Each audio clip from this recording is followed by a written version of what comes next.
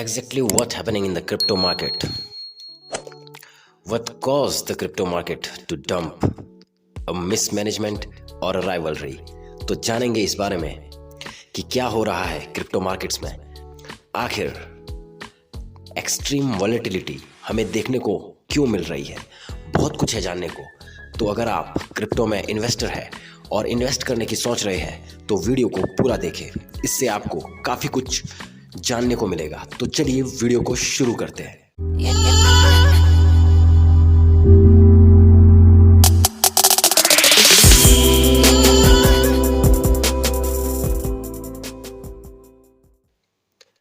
तो चलिए शुरू से शुरू करते हैं।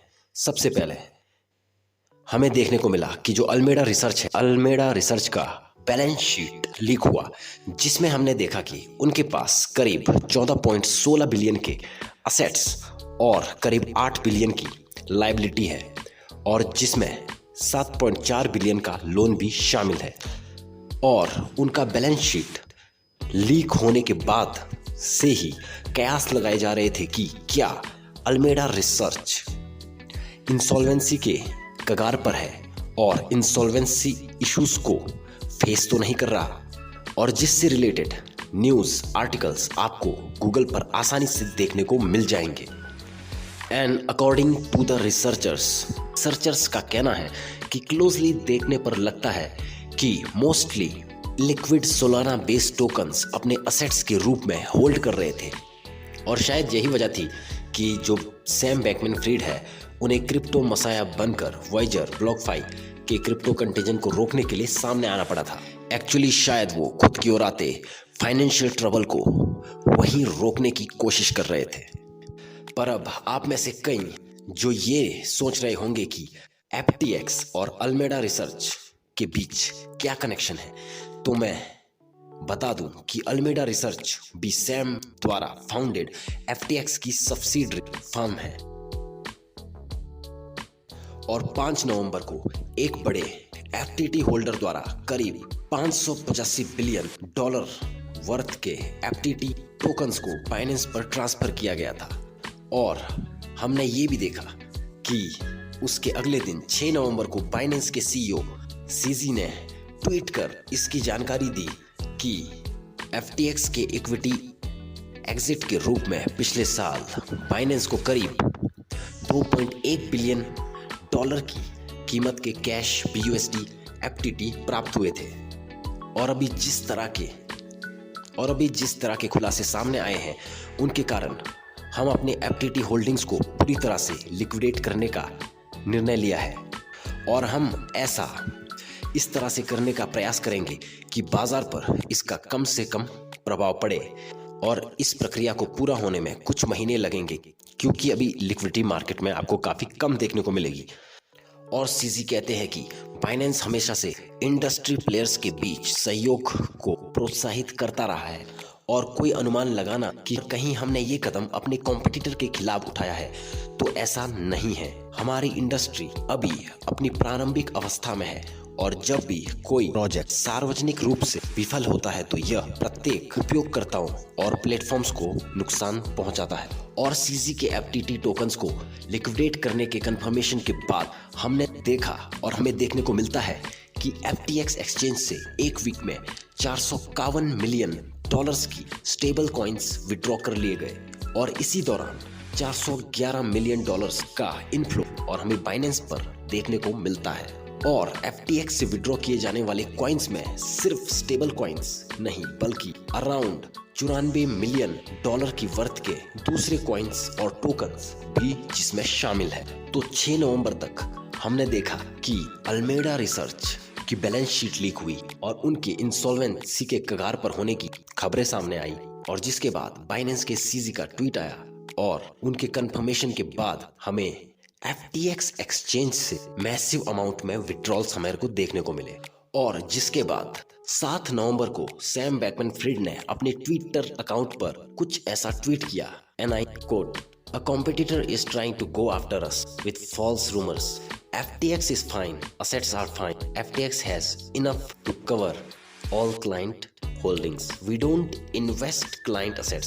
We have been processing all withdrawals and will continue to be. तो यहाँ पर आपने देखा कि सैम बैकमैन-फ्रिड ने सीधे सीधे जो सीजी है, सीजी पर ये आरोप लगाया है कि वो सीधे सीधे बाइनेंस के कॉम्पिटिटर है। दैट्स वाई जो सीजी है, सीजी उनको रूमर्स फैलाकर उनके FTX एक्सचेंज और उनको हिट करने की कोशिश कर रहे हैं। और ये कहा कि उनके पास जो असेट्स है यूजर्स के वो पूरी तरह से सेफ है और उनके पास इनफ अमाउंट ऑफ बैलेंस है कि वो यूजर्स के अकाउंट्स को कवर कर सके। और साथ ही जो विड्रॉल्स है वो सारे के विड्रॉल्स जो है सही से प्रोसेस कर रहे हैं और आगे भी वो करते रहेंगे। और जिसके बाद बाइनेंस के CEO सीजी ने इसके रिप्लाई में कुछ ऐसा ट्वीट किया जिसमें उन्होंने लिखा था, and I coat, "A competitor tried to go after us with political lobbyists."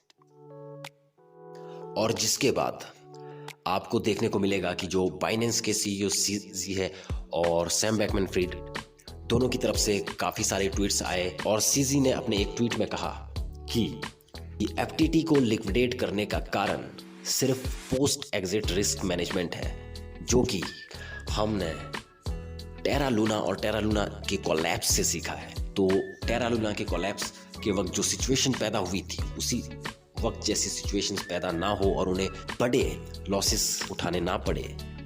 और साथ ही एक बार रिलेशन ब्रेक होने के बाद और ट्रस्ट ब्रेक होने के बाद भी हम साथ में है और सब कुछ ठीक है, ऐसा दिखावा हम नहीं कर सकते। और खासकर तब जबकि वो अपने इंडस्ट्री के की कॉम्पिटिटर्स के खिलाफ पीठ पीछे पॉलिटिकल लॉबिस्ट के साथ मिलकर उनके खिलाफ कार्य कर रहे हैं। क्योंकि आपने साल की शुरुआत में अर्ली टाइम्स में देखा होगा कि SEC बाइनेंस और बाइनेंस को लेकर के इन्वेस्टिगेट कर रही है। और आपको पिछली वीडियोस में मैंने ये साफ बताया था कि किस तरह से सैम बैकमैन-फ्रिड वो पॉलिटिकल लॉबिस्ट ग्रुप बना करके क्रिप्टो रेगुलेशंस और क्रिप्टो को लेकर के जो रेगुलेशंस आ रही है उनको इन्फ्लुएंस करने की कोशिश कर रहे हैं। और फाइनली 8 नवंबर को FTX ने अपने विड्रॉल्स बंद कर दिए थे और जिसकी जानकारी द ब्लॉक ने दी थी। और फाइनली उसके बाद आज सुबह सैम बैकमैन-फ्रिड ने ट्वीट कर सबको हैरान कर दिया, क्योंकि जो क्रिप्टो मसाया बनकर सबको बेल आउट करता फिर रहा था,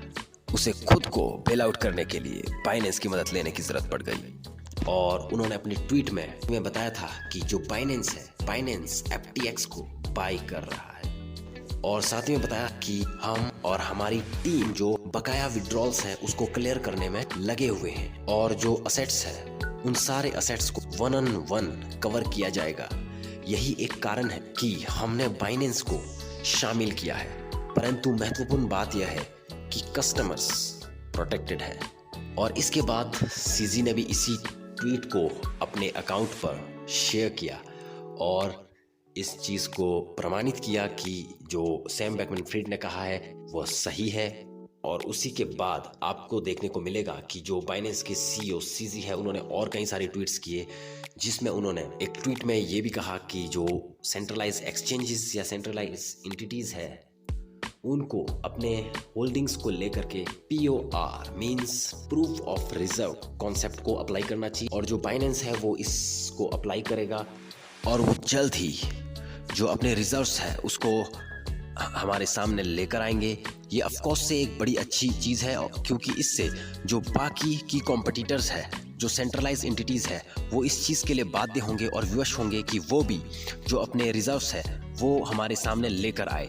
लेकिन यहाँ पर एक बड़ी बात ये आती है कि हम क्या उनके दिए हुए रिजर्व्स पर भरोसा कर सकते हैं? तो ऑफ कोर्स हमें यहाँ पर एक मिडलमैन की जरूरत पड़ेगी जो उसे वेरीफाई करे। Just like smart contract auditor firms होती है, ठीक उसी तरह से कोई जो कि रिजर्व्स को चेक करने के लिए, ऑडिट करने के लिए अगर कोई स्पेशल फर्म हो तो ये चीज ऑफ कोर्स से जो यूजर्स है उसके लिए काफी बेनिफिशियल हो सकती है, क्योंकि इससे जो यूजर्स है वो किसी भी फर्म के जो रिजर्व्स को आसानी से देख सकते हैं और जो रिस्क है उसका अनुमान लगा सकते हैं। और आपने देखा कि यही कुछ कारण जो रिजर्व्स और फंड्स मिसमैनेजमेंट और इन्हीं सारी चीजों के कारण हमने BTC को 20,000 से गिरकर अपने लोएस्ट पॉइंट पर 17,000 के मार्क को लगभग छूने के करीब आते हुए देखा।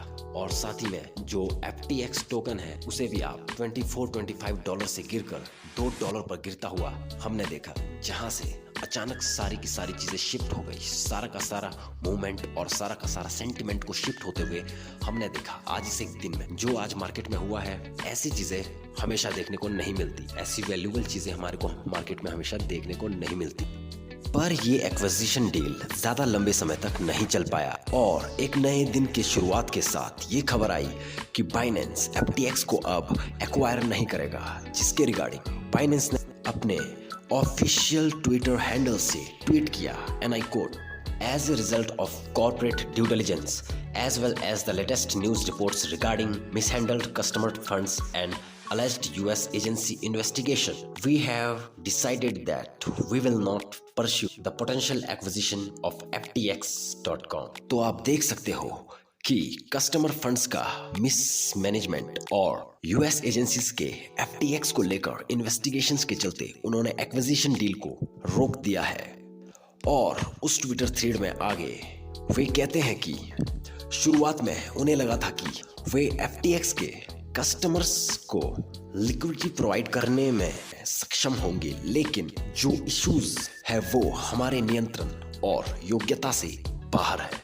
तो आप देख सकते हो कि बाइनेंस किसी तरह के लीगल इश्यूज में नहीं पड़ना चाहता और पहले ही यूएस एजेंसीज बाइनेंस को लेकर इन्वेस्टिगेट कर रही है। और आपने पहले ही देखा होगा कि जब वाजिरेक्स को लेकर हमारी भारतीय एजेंसीज ने बाइनेंस को समन किया था तो बाइनेंस ने अपना पल्ला यह कहकर झाड़ दिया था कि वाजिरेक्स को बाइनेंस ने कभी एक्वायर ही नहीं किया था और वो जो डील थी वो डील कभी आगे बढ़ी ही नहीं। और अब जब FTX फेल हो चुका है तो आप देख सकते हो कि BTC ने अपना नया लो क्रिएट किया है और इसी के साथ क्रिप्टो कंटेजन का खतरा पैदा हो जाता है, जिसकी चपेट में और कौन कौन आएगा ये तो आने वाला वक्त बताएगा, क्योंकि FTX ने बैंक्रप्सी प्रोटेक्शन के लिए फाइल कर लिया है और FTX अपने असेट्स को अगर लिक्विडेट करता है तो हमें देखने को मिलेगा कि जो कई सारे हैं उनकी लंका डूब जाएगी। सो बी केयरफुल। और इसी के परिणाम स्वरूप आप देखोगे कि जो सोलाना है, सोलाना के मोस्टली सोलाना वैलिडेटर्स अपने टोकन्स को अनस्टेक कर रहे हैं और जो सोलाना का टोकन है वो बहुत हैवीली डंप हुआ है, जिसका सिर्फ यही कारण है कि जो सोलाना है वो FTX और सैम द्वारा बहुत ही हैवीली बैक था और मोस्टली सैम और FTX द्वारा फंडेड प्रोजेक्ट्स जैसे कि रेडियम एक्सेट्रा, आप उन्हें देख सकते हो, उन सभी का हालात सेम सोलाना जैसे ही है और जिसका कारण सिर्फ ये है कि FTX के द्वारा उनके असेट्स को लिक्विडेट किया जा सकता है। इसी फियर के चलते मार्केट में ये पैनिक सेलिंग आपको देखने को मिल रही है। और साथ ही एक बड़ी न्यूज ये भी है कि आप देखोगे कि जो CZ ने कहा था POR प्रूफ ऑफ रिजर्व्स, उसको लेकर जो कई दूसरे एक्सचेंजेस हैं उन्होंने भी उसका समर्थन किया है और उन्होंने इस चीज को फोकस करते हुए ये कहा है कि वो अपने प्रूफ ऑफ रिजर्व्स को लेकर आएंगे और जिसे हमारे सामने आने में लगभग 1 से 2 महीने लग सकते हैं, जिसमें KuCoin, OKX आदि शामिल है। तो यहाँ समझने की बात यह है सबसे पहले कि एक्चुअल में ये सारी चीजें होने के पीछे क्या वजह है, क्या कारण है। क्या बाइनेंस और बाइनेंस के CEO CZ ने जानबूझकर टारगेटेड अटैक या फिर हिट किया FTX को, या फिर आप कह सकते हो कि जो FTX है एक्चुअली में कहीं ना कहीं खुद FTX इसका जिम्मेदार है, क्योंकि जैसा कि आपको अभी तक ये तो समझ आ ही गया होगा कि इसके पीछे कहीं ना कहीं जो रीजन है अल्मेडा रिसर्च के बैलेंस शीट में होल का होना, जिसकी वजह से FTX पर हमें लिक्विडिटी क्रंच देखने को मिला और जिसे वो फील नहीं कर पाए और जिसकी वजह से उन्हें बाइनेंस से हाथ मिलाना पड़ा। तो आप कह सकते हो कि इसका एक बड़ा कारण एक्चुअल में जो है असेट्स और असेट्स का मिसमैनेजमेंट है। दैट्स व्हाई आपको हमेशा अपनी शुरुआती वीडियो से ही मैं बताता रहता हूँ कि क्रिप्टो इज एक्सट्रीमली वॉलेटाइल और फिशी थिंग्स यहाँ पर होती रहती है। तो हमेशा खुद को सिक्योर रखे, बचाए रखे और जितना हो सके सेंट्रलाइज एंटिटीज से दूर रहे। आप अपने प्राइवेट वॉलेट्स पर अपने असेट्स को होल्ड करें, हो सके तो हार्डवेयर वॉलेट का यूज करें। जितना हो सके मोस्टली डिसेंट्रलाइज प्लेटफॉर्म्स को यूज करें, क्योंकि आप देख सकते हो कि बड़ी बड़ी फर्म्स भी किसी छोटे मोटे इन्वेस्टर की तरह इतनी बड़ी बड़ी गलतियां कर बैठते हैं, जिसकी वजह से बिलियंस ऑफ डॉलर्स का लॉस उठाना पड़ जाता है उन्हें और इन्वेस्टर्स सभी को। FTX और अल्मेडा रिसर्च की सबसे बड़ी गलती यही थी कि जो FTX है उन्होंने अपने इशू टोकन FTT को एज कोलैटरल यूज किया, और जिसकी वजह से जब लिक्विडेशंस का टाइम आया तो वो उसे संभाल नहीं पाए। तो यहाँ पर ये कयास लगाना या इस तरह की विचारधारा रखना या इस तरह की विचारधारा से प्रभावित होकर खुद को बाइनेंस को लेकर या CZ को लेकर नेगेटिव बनाना, खुद को नेगेटिव बनाना या नेगेटिव माइंडसेट रखना, मुझे नहीं लगता कि कहीं सही है, क्योंकि इसमें मोस्टली जो गलती है वो खुद उनकी और उनकी टीम के मिसमैनेजमेंट की है। बाइनेंस ने ऑफकोर्स से जो ट्वीट करके किया है, ऑफकोर्स से उससे एक बहुत बड़ा हिट हुआ FTX को जरूर से, क्योंकि सोशल सेंटिमेंट, आज सोशल मीडिया का जमाना है। एक छोटी सी चीज, एक छोटी सी बात अगर वायरल हो जाए तो बड़े बड़े परिवर्तन हो सकते हैं, जिस वजह से हमने देखा कि इसी के कारण जो FTX है, FTX के ऊपर से बड़ी मात्रा में हमारे को विड्रॉल्स देखने को मिले, जिसके बाद FTX लिक्विडिटी इश्यूज को फेस करने लगा और जिसे वो संभाल नहीं पाए। तो आप खुद के फैलाए हुए रायते के लिए किसी और को जिम्मेदार नहीं ठहरा सकते। आपको अपनी चीजों के लिए, अपने किए के लिए खुद से रिस्पॉन्सिबिलिटी लेनी पड़ेगी और स्वीकारना होगा आपको अपनी गलतियों को। यहाँ बड़े बड़े फाउंडर्स, डेवलपर्स, सैम बैकमैन-फ्रिड जैसे बड़े फाउंडर तक खुद इसका शिकार हो गए। तो मैं और आप, हम किस खेत की मूली है। इसीलिए always stay humble, stay focus and keep your eyes on your goal. और साथ ही इस घटना के बाद आपको सोशल मीडिया पर मीम्स की बारिश देखने को मिलेगी, जिसमें CZ और साथ ही सैम बैकमैन-फ्रिड FTX दोनों को लेकर काफी सारे मीम्स आपको देखने को मिलेंगे। तो आप देखोगे इसमें बहुत सारी चीजें देखने को मिली और बहुत सारी चीजें समझने को भी। अगर आप इस एक पूरे वाक्य को आगे से पीछे समझोगे तो आपको देखने को मिलेगा कि मार्केट किस तरह से रिएक्ट करती है, मार्केट में कितने सारे डेंजर्स है और आप अपने सामने वाले पर आंख मूंद कर रिलाई नहीं कर सकते। That's it for today's video guys, और मैं मिलता हूं आपको नेक्स्ट वीडियो में। Till then, bye bye and be safe.